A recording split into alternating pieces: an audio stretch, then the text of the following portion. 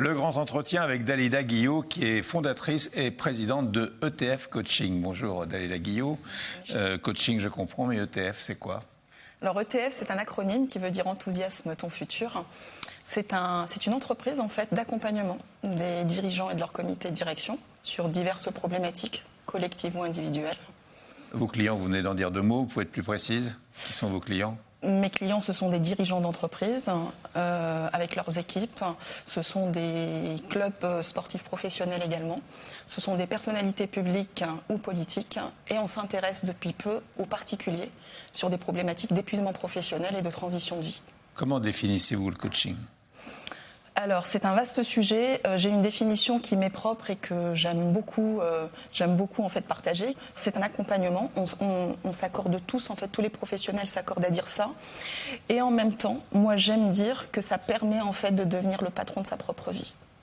Voilà. Gros challenge. Exactement. Pourquoi? Parce qu'en fait, il permet de se poser les bonnes questions pour prendre les bonnes décisions. Aujourd'hui, en fait, on prend plein de décisions. On a l'impression que ce sont les bonnes, mais en fait, ce sont des décisions qui nous permettent de rentrer dans des cases, de suivre des chemins. En fait, on est plus ou moins tous responsables. On a co-créé cette société qui nous permet de rentrer dans des cases. Donc moi, quand je vois par exemple un lycéen qui me dit j'ai des très bonnes notes, donc je vais faire une filière scientifique, je me dis chercher l'erreur en fait. J'ai des très bonnes notes, donc théoriquement, j'ai la liberté de choisir ce que j'ai envie de faire. Au niveau d'un patron ou d'un dirigeant, c'est la même chose. Aujourd'hui, j'ai des dirigeants d'entreprises, de business familiaux, qui me disent je n'ai pas eu le choix.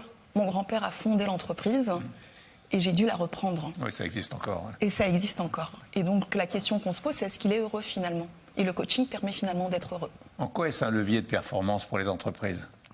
Alors, c'est une question qui a toute son importance dans la mesure où c'est quelque chose de coûteux. C'est un investissement pour une entreprise. En fait, aujourd'hui, l'entreprise, elle doit créer de la valeur. Et on est en train de changer de paradigme. Jusqu'à présent, elle créait davantage de la valeur économique. Aujourd'hui, ce qu'on demande à une entreprise, c'est d'avoir un rôle sociétal et donc de créer également de la valeur humaine et sociale. Et donc, on est en train de changer de business model. Au lieu d'analyser en fait les business uniquement avec les pertes et les gains, il est important d'y ajouter deux paramètres importants que sont le capital humain et la réputation de l'entreprise. Et à partir du moment où on inclut le capital humain dans le compte des résultats, tout levier qui sert à faire grandir ce capital est un levier de performance. Et le coaching en fait partie. Alors, est-ce que c'est une dépense ou un investissement, le coaching? Écoutez, j'ai un petit peu répondu à ça dans la précédente question. La définition simple de l'investissement, c'est de faire grandir un capital. À partir du moment où l'humain fait partie du capital de l'entreprise et que le coaching l'aide à le faire grandir, c'est forcément un investissement. Alors on va voir avec Virginie Mas les chiffres assez spectaculaires de ETF Coaching. Créé en 2017 par votre invité Michel, ce cabinet d'accompagnement compte aujourd'hui 180 clients majeurs, dont 80% sont des dirigeants d'entreprises, des clubs sportifs professionnels et des femmes ou des hommes publics ou politiques. 90% des appels entrants viennent de recommandations clients et 98% de ces appels entrants se transforment en contrats clients. Avec plus de 10 ans d'expertise dans ce métier, votre invité Michel exporte son savoir-faire, notamment en Belgique, aux Pays-Bas, au Luxembourg, en Angleterre, aux États-Unis ou encore en Asie. Enfin, ETF Coaching a réalisé 200% de croissance depuis sa création. Donc vous avez 180 clients? C'est ça, environ. Et un chiffre d'affaires alors qui est de 100% depuis sa création? C'est ça, exactement. Il y a 4 ans. C'était il y a 4 ans, en 2017. Oui. Comment vous expliquez un tel succès? Je pense que dans un premier temps, je fais bien mon travail. Ça, c'est le prérequis de base. Et je pense que ce sont mes clients qui font ce que je suis aujourd'hui. C'est-à-dire que j'ai des clients fidèles, ils me recommandent. Et en plus, le coaching est en plein essor aujourd'hui. Donc j'arrive à répondre à la demande et aux problématiques actuelles. Alors, est-ce que c'est pas un aveu de faiblesse d'avoir recours à un coach? Un aveu de faiblesse. C'est marrant ce que vous dites parce que j'entends parfois ça. J'accompagne des structures sportives professionnelles et en fait, pensez-vous réellement que des athlètes de haut niveau qui visent par exemple la plus haute marche du podium se priveraient d'une aide externe d'un coach pour y arriver? Moi, je ne pense pas.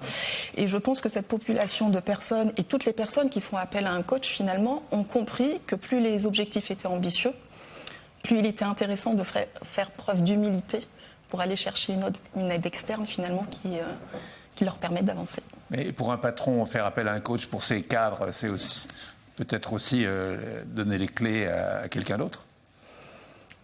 C'est une façon de voir les choses. C'est une façon de voir les choses. En fait, il y a deux risques potentiels. Moi, en tout cas, c'est ce que j'observe quand j'échange avec les clients qui sont les miens. On me dit, voilà, je vais les faire grandir et ils vont partir à la concurrence. J'ai envie de dire, s'ils partent à la concurrence, c'est intéressant de se poser la question pourquoi. Ça, c'est le premier point.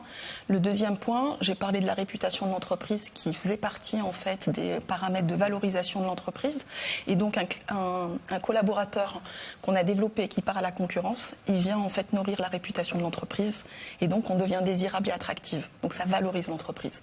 L'autre risque, qui est pour moi, qui est mis en avant et que je trouve clé, en fait, dans la compréhension de ce qu'est le coaching, on me dit souvent, oui, mais un collaborateur qu'on développe, qui devient autonome, qui sait prendre des décisions, qui met ses limites, qui sait exprimer ses besoins, il devient très difficile à coacher.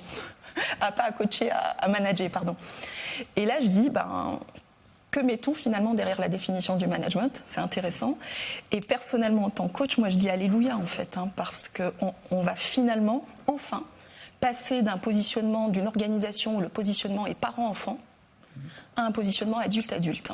Comment vous expliquez l'essor du coaching aujourd'hui? Vaste sujet également. Vous avez des questions à chaque fois. Si je retourne un petit peu en arrière et que je fais une analyse très grossière de l'histoire, dans les années 70, en fait, il y a eu l'avènement des ingénieurs. On a recruté beaucoup d'ingénieurs, il y a eu les écoles d'ingénieurs, avec finalement des experts de leur métier, et on parlait de performance individuelle. Dans les années 80, il y a eu les écoles de commerce et on a recruté des managers. Et là, on a commencé à parler de performance collective. La notion d'équipe est importante. Ça n'engage que moi. Ce que je suis en train de dire, ce ne sont pas des vérités universelles. C'est l'analyse que j'ai pu en faire. Et aujourd'hui, on est à la croisée des chemins, en fait. Et on arrive à des organisations très complexes qui sont dues au multiculturel, à la mondialisation, aux fusions-acquisitions, etc. Et donc, on ne peut pas faire supporter la responsabilité des dysfonctions organisationnelles aux individus et aux équipes. Et c'est pour ça que le coaching est en plein essence, parce qu'il traite des trois volets, aussi bien de l'organisation, de l'individu et des équipes. Est-ce que coacher un dirigeant est différent de coacher d'autres personnalités? Écoutez, jusqu'à preuve du contraire, c'est un homme ou une femme, comme tout le monde, donc l'approche est plus ou moins similaire. La différence majeure réside dans un paramètre qui est propre au dirigeant, qui est sa solitude face à certaines décisions ou certaines situations. Et donc le fait de pouvoir lui offrir un périmètre sécurisant pour lui, pour pouvoir échanger de certaines problématiques qu'il ne pourrait pas de toute façon échanger dans sa sphère privée ou sa sphère professionnelle, ça lui apporte en fait de la sérénité pour pouvoir prendre les bonnes décisions. Alors pourquoi on vous ferait confiance à vous plus qu'à d'autres? Écoutez, la confiance, elle est a priori au départ, dans la mesure où ce sont mes clients qui me recommandent. Et donc, les confrères, les collègues, les amis de mes clients me font confiance parce que j'ai été recommandée auprès d'eux. Et puis, il y a un côté un peu plus structurel, administratif, qui sécurise un petit peu la relation, dans la mesure où je suis rattachée à un code de déontologie et que je propose en fait une confidentialité absolue sur les contenus des échanges. Alors, votre activité, c'est 100% de coaching. On a vu votre chiffre d'affaires donc qui explose. Comment vous expliquez ça? Donc, comment êtes-vous connu? Comment vos clients, c'est quoi? C'est le bouche à oreille? J'allais dire des cas contacts. C'est pas le mot qu'il faut utiliser aujourd'hui, mais c'est ça. C'est exclusivement ça. Ouais. Bon, je suis un petit peu, il y a 90% à peu près de mes clients qui viennent du bouche à oreille. J'ai des clients fidèles également, parce que les problématiques ne sont pas les mêmes, parce que l'objectif c'est quand même de les rendre autonomes, mais ils reviennent me voir à chaque fois qu'ils ont besoin d'avoir recours à un coach.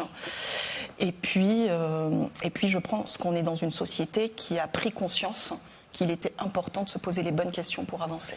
Quelle est votre ambition aujourd'hui ? Mon ambition, c'est que ce métier, ou cette démarche plus que le métier, soit adossée aux structures qui font grandir en fait nos enfants et nos jeunes adultes, pour qu'ils arrivent tout simplement armés en fait dans la vie professionnelle. et Vous leur avez vie filé privée. des journées chargées, à écouter beaucoup de gens, à coacher beaucoup de gens. Qu'est-ce que vous faites? Eh ben, je pose ma casquette de coach. Et je mets ma casquette de Dalila Guillot, qui est une femme épanouie, en famille, avec des amis. Voilà. Merci beaucoup. Merci Michel.